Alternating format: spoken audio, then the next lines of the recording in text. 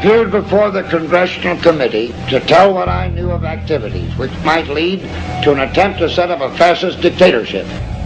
The potential for the disastrous rise of misplaced power exists and will persist. The very word secrecy is repugnant in a free and open society. And we are, as a people, inherently and historically opposed to secret societies, to secret oaths, and to secret proceedings. President Bush signed a formal agreement that will end the United States as we know it.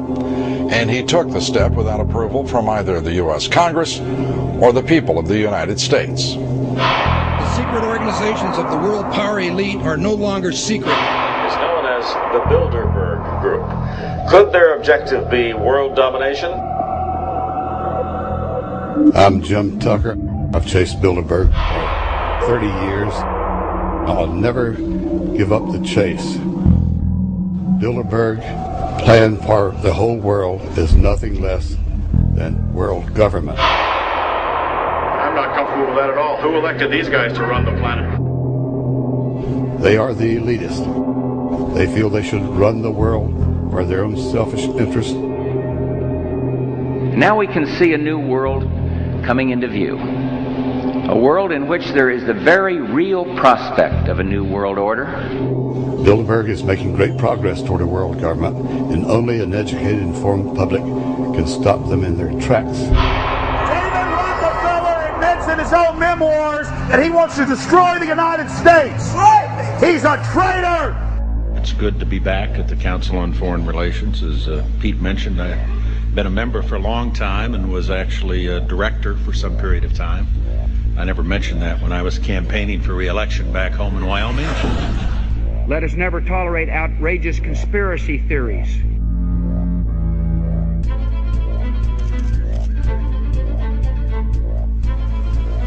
I need you to move off the property, please. Some shots were fired.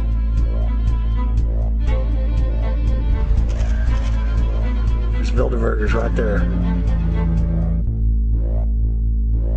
The Trans-Texas Corridor is a vital part because we stop here in Texas. We stop the new world order right here in Texas. This thing started here. And to save this country, we kill this damn thing here.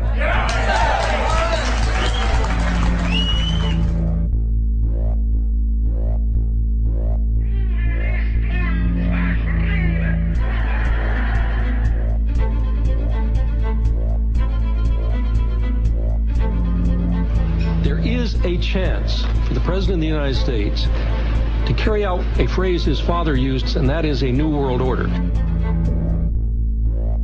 Your new world order will fall. Humanity will defeat you.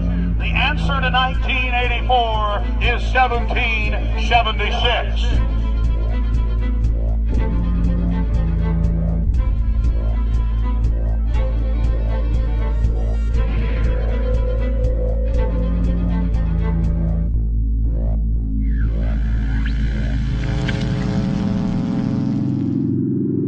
In the near future, Earth is dominated by a powerful world government.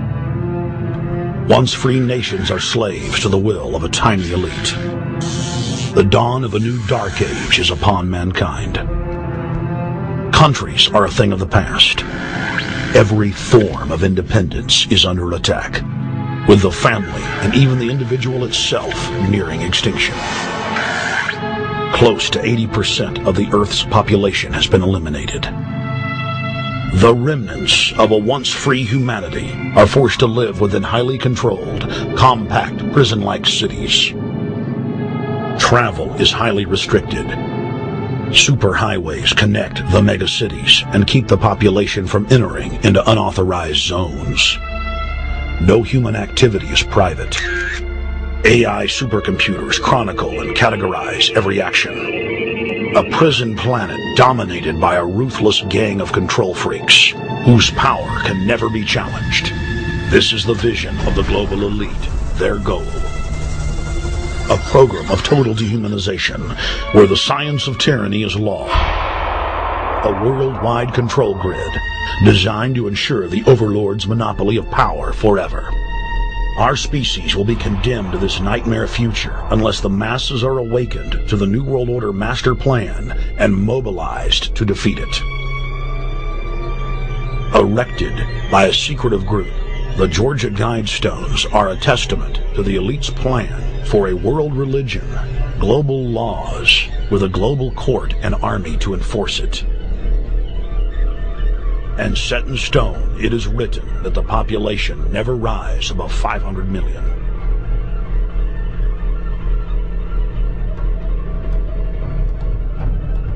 In this film, you will learn how our world is truly governed. You will see how highly secretive roundtable groups interlock to form a global intelligence network.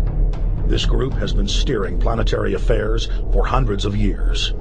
Now, in the final stage, they prepare for open world government. A goal tyrants throughout history have lusted after.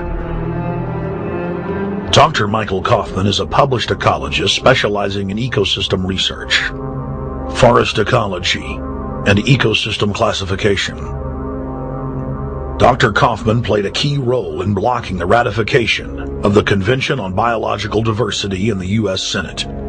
The concept of a New World Order has been around for centuries. It's been receiving tremendous play over the last half of the 20th century. George Bush, the first senior president, George Bush, used it a lot in his speeches and really implies that he really wants to see a order in which we have a universal or a global type of governance in which every human being on planet Earth is ultimately responsible to policies that are being formulated at the international level. It is a big idea, a new world order.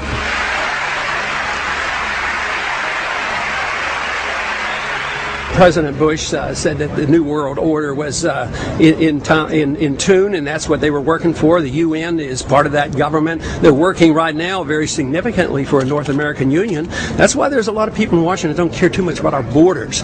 They have a philosophical belief that national sovereignty is not important. It's also the reason I have made very strong suggestion that we need not be in the United Nations for our national security.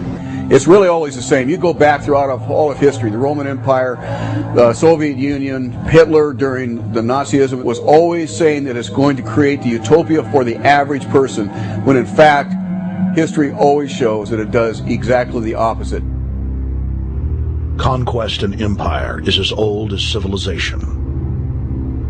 Babylon, Egypt, and Greece. They all built empires in an attempt to rule the world. The Roman system at its peak dominated the known world. Complex governmental systems were developed to control diverse populations. During the period between the 15th and 19th century, new empires emerged and again waged war for supremacy. The nobility, as well as the thriving merchant class, were financed by a handful of private banks. Many of the great money houses would hedge their bets and finance both sides of a war. Sophisticated intelligence-gathering networks gave the financiers a clear edge over the governments they were slowly gaining control of. On the 18th of June, 1815, agents of the British arm of the Rothschild family looked on as Emperor Napoleon Bonaparte fought desperately to save his army from the jaws of a British-Prussian pincer attack.